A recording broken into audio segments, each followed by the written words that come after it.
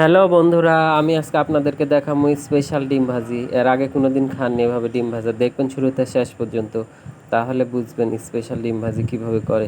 প্রথমে আমি স্পেশাল ডিম ভাজি করার জন্য মরিচ কাটা লিমু, দুইটা ডিম ভাজবো আমি, তার জন্য 5-6টা মরিচ কাটা লিমু কুচি কুচি কুচি কুচি করে। আর আমি ডিম ভাজির কাঁচামরিচ বেশি দিই, কাঁচামরিচ আমার অনেক ভালো লাগে সেই জন্যে। এবার কুচি কুচি কুচি কুচি করে এবার আমি পেঁয়াজ কাটা লিমু, দুইটা বড় বড় পেঁয়াজ দিচ্ছি দুইটা ডিমের জন্য। আপনারা চাইলে আরও বেশিও দিতে পারেন, কমও দিতে পারেন। পেঁয়াজ কাটা হয়ে গেছে, মরিচ কাটা হয়ে গেছে, এবার আমি ডিম ভাঙ্গা দিব। ডিম সুন্দর করে ধুয়ে লিসনু, এবার আমি ভাঙ্গা দিচ্ছি খোড়ার মধ্যে।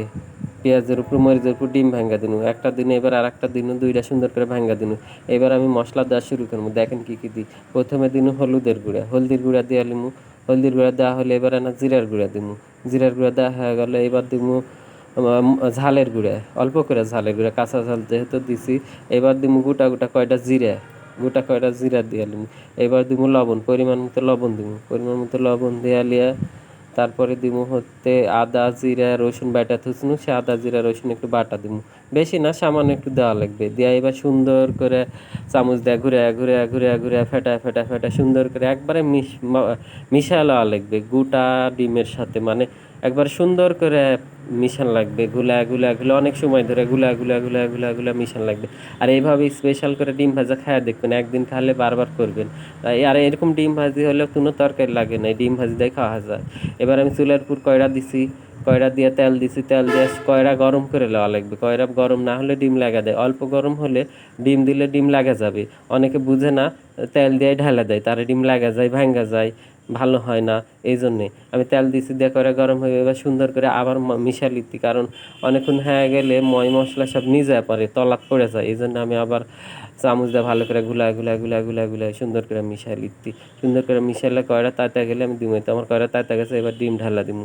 ডিম ঢালা দিয়ে অমনি উল্টান যাবে না, অপেক্ষা করা লাগবে। অনেকে আছে ঢালা দিয়ে অমনি উল্টায়, তার ডিম একবারে কুটি মুটি ভাঙ্গা গুড়ি গুড়ি হয়ে যায়।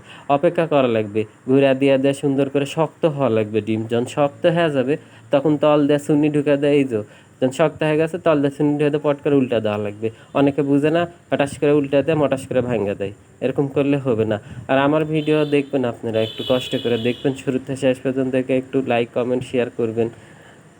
দেখেন স্পেশাল ডিম ভাজি কীভাবে করে, আপনারা বাসাত করে ট্রাই করে খায়া দেখবেন। স্পেশাল ডিম ভাজি যদি একবার করে খান তাহলে আর আপনারা এভাবে ছাড়া ডিমই ভাজবেন না। এই যে আমার ডিম ভাজি শেষ, ডিম ভাজি হয়ে গেছে, অনেক সুন্দর হয়েছে।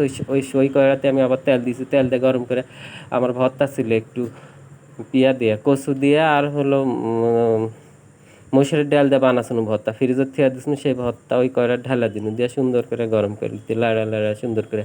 আর আজকের দুপুরের রেসিপি আমার এটাই, স্পেশাল ডিম ভাজি আর কচু আর মসুরের ডালের ভর্তা। আপনারাও করে দেখবেন, খায়া দেখবেন, অনেক ভালো লাগে। এভাবে ডিম ভাজি ট্রাই করবেন আপনারা। আর একদিন যদি এভাবে বাসাত করে সবাইকে খাওয়ান, সবাই বলবে মা এরকম করে ডিম ভাজি করে দাও, কি সব পরিবারের অন্য অন্য সদস্যরাও বলবে এরকম করে ডিম ভাজি করে দেন, অন্য করে আর দিয়েন না।